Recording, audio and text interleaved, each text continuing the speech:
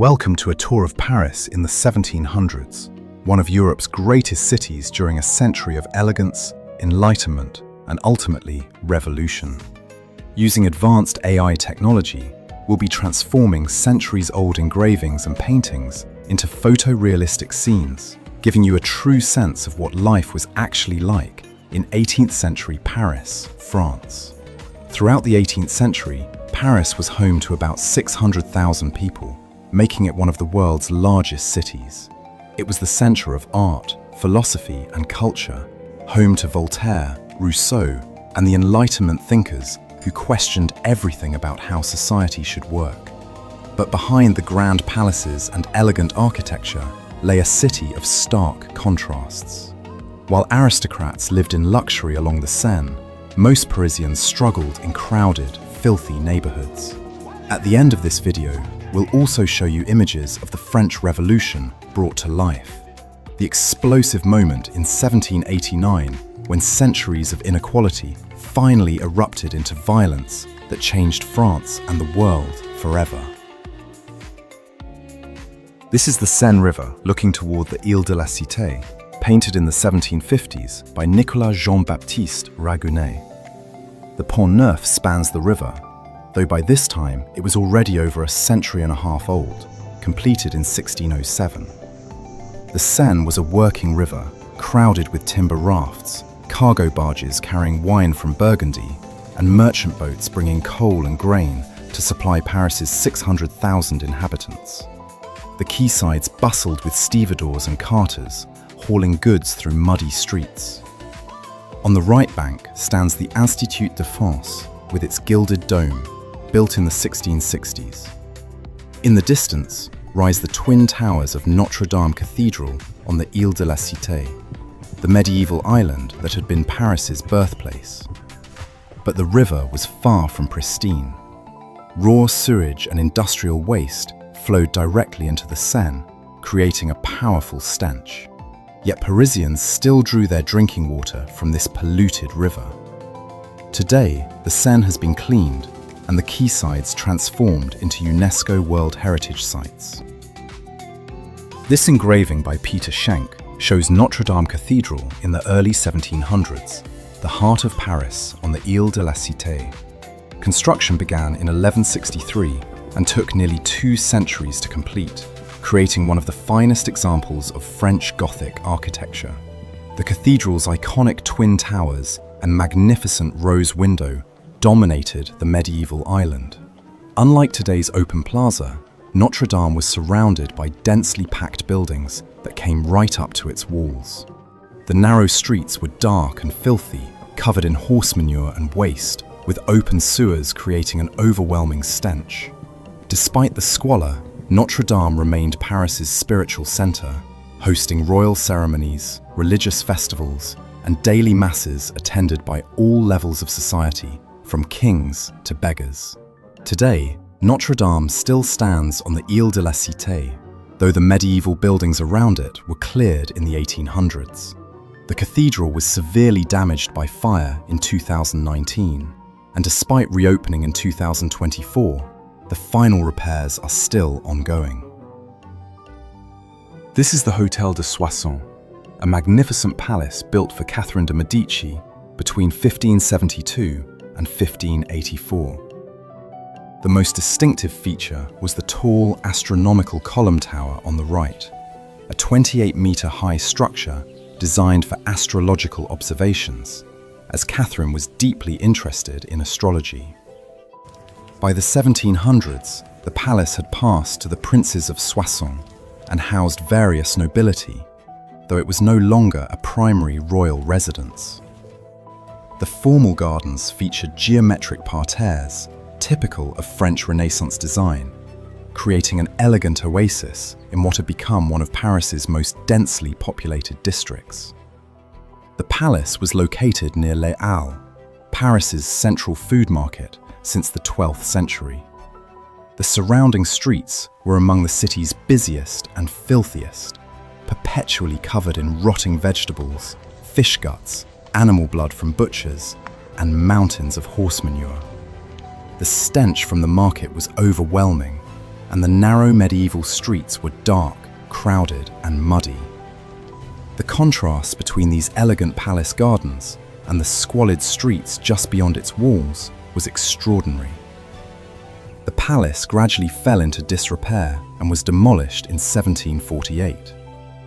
Today, the site is part of the modern Les Halles shopping district, with no trace of Catherine de' Medici's magnificent palace remaining. This is the Palais du Temple, showing the entrance to the headquarters of the Knights of Malta in Paris. Originally built as the European fortress of the Knights Templar in the 11th and 12th centuries, the property passed to the Knights Hospitaller after the Templars were suppressed in 1307. By the 1700s, this neoclassical gateway led into the residence of the Grand Prior of Malta in France, often held by French princes. The temple enclosure was a semi-autonomous zone within Paris, exempt from normal laws and taxes. This special status attracted aristocrats seeking privacy and craftsmen seeking freedom from guild restrictions. The district became famous for workshops producing luxury goods outside guild regulations. The temple's most dramatic moment came during the Revolution, when the medieval tower became the prison for King Louis XVI and his family in 1792. Napoleon demolished the entire complex in 1808 to 1811 to prevent it becoming a royalist shrine. Today, no trace of this once mighty fortress remains. This is the Foire Saint-Germain, one of Paris's most famous seasonal fairs, held annually for 6 weeks from February to Easter on the grounds of the Abbey of Saint-Germain-des-Prés. The elegant neoclassical galleries housed hundreds of temporary shops selling luxury goods, silk fabrics, jewelry, books, porcelain, and exotic imports. The upper-level pavilion featured theatrical performances, including early opera and comedy. All social classes mingled here. Aristocrats in elaborate silk coats alongside merchants and street vendors. The covered arcades also housed cafes, restaurants, and gambling establishments, making it essentially a temporary shopping mall and entertainment complex. The fair was suppressed during the Revolution in 1789, and the buildings were demolished in 1813 to 1818. Today, no trace remains of this once magnificent seasonal spectacle. This is the Hôtel de Luynes, a grand aristocratic palace belonging to the Duke of Luynes, located along the Seine on the left bank. The Luynes family were prominent French nobility, and their dukedom was created in 1619 for Charles d'Albert, a favorite of King Louis XIII. The palace exemplified the lifestyle of French high aristocracy in the 1700s. It featured elegant classical architecture with multiple wings, steep slate roofs, and ornate facades typical of noble residences. Having direct river access was both prestigious and practical. Boats could deliver goods and guests directly to the palace's private landing. These aristocratic palaces contained dozens of rooms for grand entertaining, private apartments, servants' quarters, and formal gardens. The private quays were better maintained than public streets, regularly swept by servants despite heavy pollution from the Seine. By the revolutionary period, such aristocratic luxury became controversial. Many noble palaces were destroyed during the French Revolution, and the Hôtel de Luynes no longer exists today. This is the Palace of Versailles, the magnificent royal residence located about 12 miles southwest of Paris. While not technically in Paris, we couldn't make this video about France in the 1700s without covering it.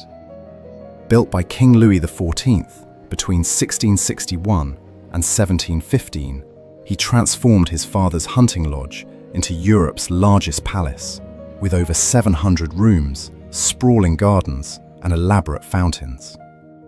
The palace was dramatically expanded in the 1680s, creating the massive wings and courtyards we see here. In 1682, he moved the entire French court and government from Paris to Versailles, making it the center of political power. Arriving nobles approached through 3 successive courtyards, the palace's imposing facade growing larger with each step.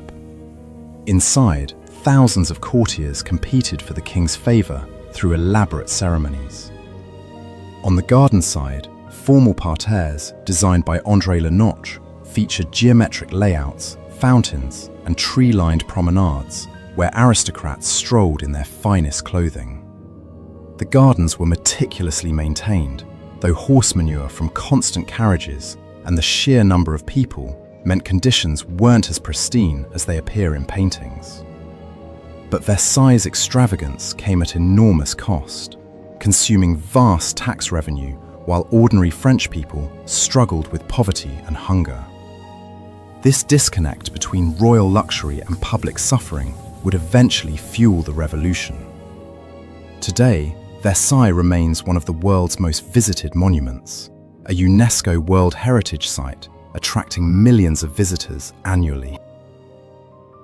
This is the Observatoire de Paris, one of the world's oldest astronomical observatories still in operation. Founded by King Louis XIV in 1667, construction was completed in 1672. The building was specifically designed for astronomical observation. Its 4 facades face the cardinal directions precisely, and its meridian line became the reference for all French maps until the Greenwich meridian became the international standard in 1884. The observatory represented Louis XIV's commitment to science and his ambition to make France the centre of European scientific achievement. It housed the newly founded Académie des Sciences and attracted prominent astronomers from across Europe, including Giovanni Cassini, who discovered 4 moons of Saturn from this building. The location was chosen on the southern edge of Paris, away from city smoke for clearer observation.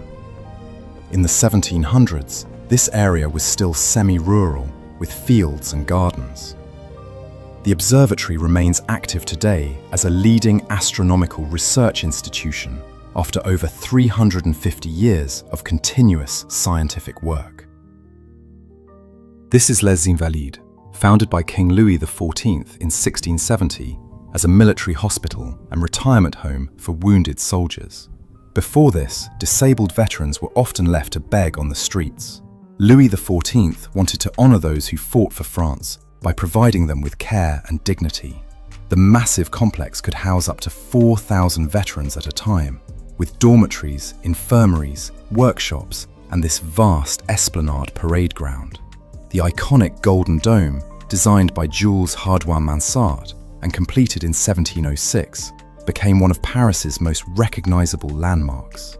This engraving from around 1710 shows Les Invalides when it was brand new. Veterans lived under military discipline, attending daily masses, working in workshops, and participating in ceremonies. The area was cleaner than crowded central Paris, benefiting from open space and military maintenance.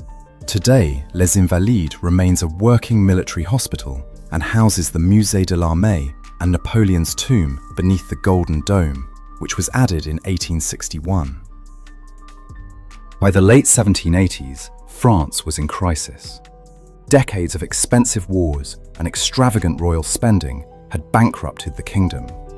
Poor harvests caused bread prices to soar, while the nobility paid almost no taxes, leaving ordinary people bearing the entire burden. When King Louis XVI summoned the Estates General in May 1789, for the first time in 175 years, the Third Estate, representing commoners, demanded real political power. The king tried to suppress them. On July 14, 1789, Parisians stormed the Bastille prison. The French Revolution had begun, and violence spread across Paris as crowds attacked symbols of the old regime. This depicts the violent pillaging of prison Saint-Lazare on July 13, 1789, the day before the storming of the Bastille. Saint-Lazare was originally a medieval leper hospital that became a monastery, then a prison holding debtors and people imprisoned by royal orders without trial. Paris was experiencing severe bread shortages, and rumours spread that grain was being hoarded at Saint-Lazare while people starved. On July 13th, angry crowds stormed the complex, freed about 50 prisoners, and ransacked the buildings. The mob seized stored grain, wine, and supplies, loading them onto carts to distribute in the streets. They systematically destroyed the prison, smashing windows, breaking down doors, and causing an estimated 400,000 livres in damage. Ironically, during the Reign of Terror in 1793 to 1794, Saint-Lazare became one of Paris's most notorious revolutionary prisons, holding aristocrats and suspected counter-revolutionaries awaiting the guillotine. The complex was eventually demolished in the 19th century, and the Gare Saint-Lazare train station now occupies part of the site. This engraving by Hellman shows the storming of the Bastille on July 14, 1789, the day after the Saint-Lazare attack, and the most iconic moment of the French Revolution. The Bastille was a medieval fortress prison in eastern Paris, a hated symbol of royal tyranny where the king could imprison anyone without trial. On the morning of July 14th, thousands of Parisians marched to the Bastille, demanding weapons and gunpowder stored inside. The fortress's governor, Bernard-René Delaunay, refused to surrender. After hours of negotiation, the crowd attacked with cannons, and fierce fighting erupted, with musket fire and artillery creating clouds of smoke. The battle lasted about 4 hours. Nearly 100 attackers were killed, but eventually the defenders surrendered. The crowd stormed inside, freed the 7 prisoners held there, and brutally killed Governor Delaunay and several guards. Their heads were paraded through Paris on pikes. Though only 7 prisoners were found inside, the fall of the Bastille became the revolution's defining moment. It proved that the people could defeat royal authority through force. The Bastille was completely demolished by November 1789. Today, the Place de la Bastille and the Colonne de Juillet monument mark the site, and July 14th remains France's national holiday, Bastille Day. The magnificent palaces, churches, and institutions we've explored today tell only half the story. Behind the grand facades, most Parisians struggled in conditions we can barely imagine today. The ideas of liberty, equality, and democracy that emerged from revolutionary Paris spread across Europe and beyond, reshaping how we think about government, human rights, and society itself.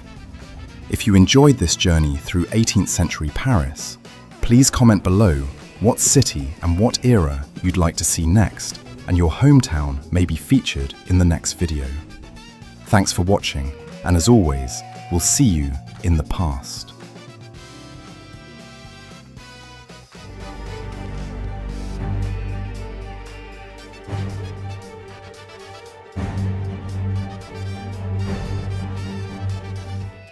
Houston shouldn't exist. A swampy, flood-prone coastal plain with no natural harbor, 50 miles from the Gulf.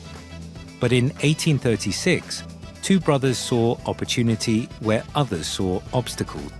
Using AI to reconstruct historical photographs and lithographs, we're watching Houston transform from a muddy frontier outpost into the oil capital of the world. If you enjoy seeing history come alive, hit that subscribe button. Let's see how Houston conquered geography, economics, and its own success. Main Street tells you everything about Houston 1 year after the Civil War ends. Those brick facades with their fancy arched windows are trying hard to look sophisticated, but the unpaved street and that lone cow wandering through give away the reality. This is still a frontier town. The buildings house cotton factors, merchants and traders picking up where they left off before the war. Houston survived the conflict mostly intact because Union forces never made it this far inland. Now the city's ready to capitalize on that luck. Texas cotton needs to move, and Houston sits perfectly positioned between the plantations and the coast. Houston spreads across the Texas prairie in a perfect grid. But look closely at what's really happening here. Those rail lines cutting through the city aren't just transportation. They're Houston's future being written in iron. The city has positioned itself as the ultimate railroad junction, with tracks radiating outward like spokes on a wheel. Buffalo Bayou snakes through the southern edge, the waterway that started it all back in 1836. But now it's the railroads calling the shots. Cotton warehouses line the tracks, lumber yards stack high, and merchants are getting rich moving goods between the Gulf Coast and the interior. This grid pattern you see isn't accidental. Houston's founders planned for growth, laying out blocks that could expand infinitely across the flat coastal plain. And they're filling up fast. White Oak Bayou hums with activity as steamboats dock alongside the railroad bridge. This is Houston's transportation revolution in one frame. The city isn't choosing between water and rail, it's using both. Steamboats haul cargo up from Galveston and the Gulf, then trains take over for the journey inland. That railroad bridge towering over the bayou isn't just crossing water, it's connecting Houston to every corner of Texas. The warehouses lining the banks are packed with cotton, lumber, and manufactured goods. Houston's bet on being the ultimate middleman is paying off big time. Electric streetcars roll down Main Street, past 2- and 3-story commercial buildings packed with shops and offices. This is Houston's commercial heart beating strong. The overhead wires powering those trolleys represent cutting-edge technology for the 1890s. Pedestrians crowd the wooden sidewalks, moving between dry goods stores, banks, and saloons. The buildings might look modest compared to what's coming, but they're substantial for their era, built to last and built for business. Houston's population has hit 27,000, and the city's spreading outward block by block, following those streetcar lines into what used to be prairie. This grand building, with its dome and elaborate facade, represents Houston's Gilded Age ambitions. The mix of automobiles and horse-drawn carriages on the street captures a city in transition, where old and new exist side by side. The architectural extravagance tells you oil money is starting to flow into downtown, funding buildings that wouldn't look out of place in New York or Chicago. Houston wants to prove it belongs among America's great cities, and it's building accordingly. The crowd gathering outside suggests this is a place of importance, maybe a bank or theatre, somewhere Houstonians come to see and be seen. Allen's Landing, where Houston was born in 1836, now pulses with industrial muscle. The concrete bridge arching over Buffalo Bayou represents progress, but look at what surrounds it: warehouses, factories, smokestacks. This is Houston's industrial waterfront in full operation. Ships navigate the bayou bringing goods from Galveston, while trains arrive from inland Texas. The multi-story buildings lining the bank's house cotton compresses, shipping offices, and trading firms. This spot, where the Allen brothers first stepped ashore and declared they'd build a great city, has become exactly what they promised: a crucial junction where water meets rail meets commerce. Spindletop changes everything. When the Lucas Gusher blows on January 10th near Beaumont, 90 miles from Houston, it shoots oil 150 feet into the air for 9 days straight. Those derricks you see sprouting like a forest represent the greatest oil discovery in American history. Spindletop produces more oil in a single day than the rest of the world's wells combined. Houston, perfectly positioned between the oil fields and the coast, becomes the logical headquarters for this new industry. Fortunes are made overnight. The city that built itself on cotton and railroads is about to become the oil capital of the world. Cotton bales stretch as far as you can see, stacked high on rail cars waiting to move. This is what Houston's economy looks like in physical form. Every bale represents Texas farmland, backbreaking labor, and the commodity that built this city. The smokestacks in the background belong to cotton compresses, factories that squeeze bales smaller, so more can fit on each rail car and ship.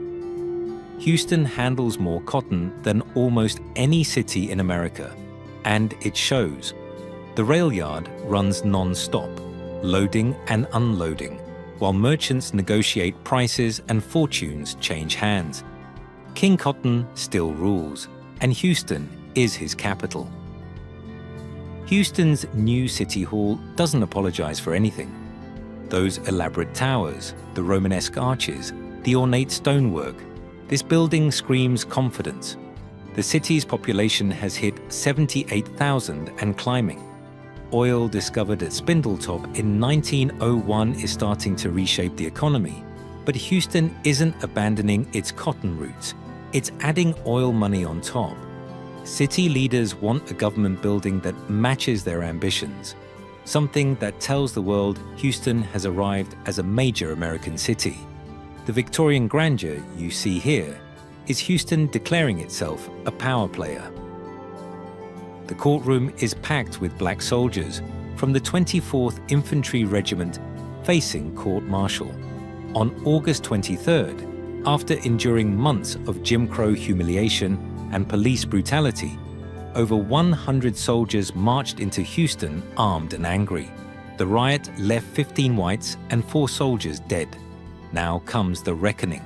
This is the largest murder trial in US history to this point.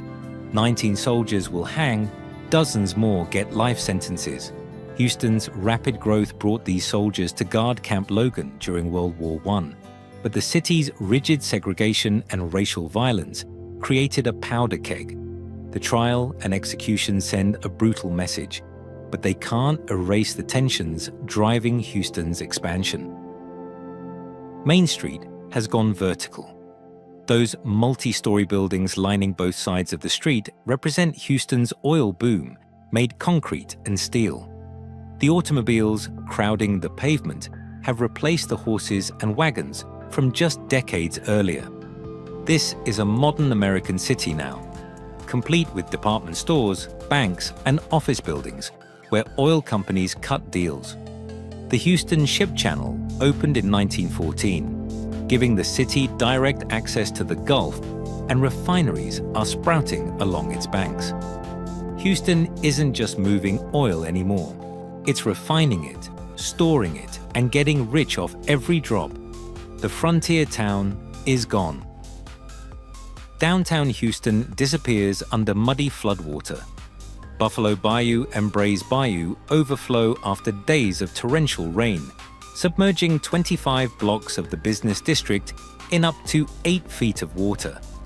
Those modern office buildings and department stores that represented Houston's oil boom now sit half-drowned. 8 people die, thousands evacuate, and the economic damage runs into the millions. The city that conquered cotton and oil can't conquer its own geography. Houston sits on a flat coastal plain crisscrossed by bayous, and when heavy rain comes, the water has nowhere to go. This disaster forces a reckoning. Within months, city leaders created the Harris County Flood Control District, committing to engineer their way out of nature's problem. Houston will straighten bayous, build detention basins, and try to tame the water that keeps threatening to reclaim the city.